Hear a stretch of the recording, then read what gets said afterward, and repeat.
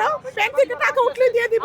আমরা ব্যাংকে টাকা রেখে কোনো পাপ করি নাই। এই গভর্নর মনসুর ইচ্ছে করে ব্যাংকগুলোকে ধ্বংস করছে। আমার ছেলের লেখাপড়া বন্ধ হয়ে গেছে already.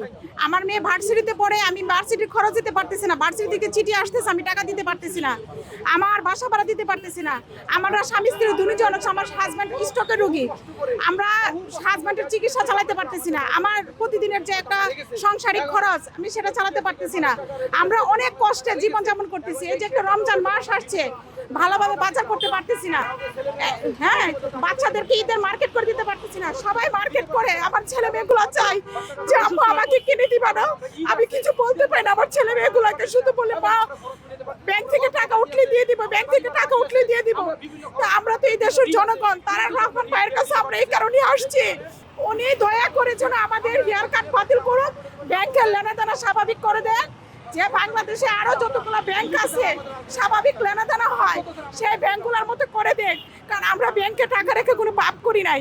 Bank, Bangladesh bank licence দিছে বিদায় আমরা ব্যাংকে টাকা রাখছি। এই গভর্নর মনসুর ইচ্ছে করে ব্যাংকগুলোকে ধ্বংস করছে।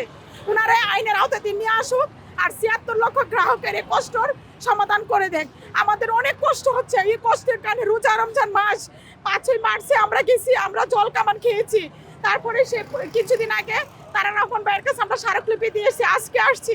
আমরা যদি ভালো থাকতাম তাহলে আমরা আসতাম না। আজকে আমরা খারাপ অবস্থায় আছি বিদায় আজকে আমরা রাস্তায় নামছি। আমরা রাস্তার লোক না, আমরা ঘরে থাকার লোক, আমরা ভদ্র ফ্যামিলির মানুষ। আজকে আমাদের সাথে এটা কেন হবে? 20% গভর্নর মনসুর 20% বেতন কেটে নিয়েছিল। সেই 20%-এর টাকা নতুন গভর্নর আইসা বেতন বোনাস সহ সবকিছু দিয়েছে, সবার দাবি দেওয়া মেনে নিতেছে। আমরা কি পাপ করেছিলাম? নতুন গভর্নরের কাছে আমাদের সঙ্গে দেখাও করে না, আমাদের বিষয়টা নিয়ে কোনো কথাও বলে না। এর জন্য আজকে আমরা সবাই এখানে ওনাদের কাছে আসা, আমাদের দাবিগুলো মেনে নেন, ব্যাংকের লেনাদেনা সব স্বাভাবিক করুক এবং হেয়ার কাট বাতিল করুক।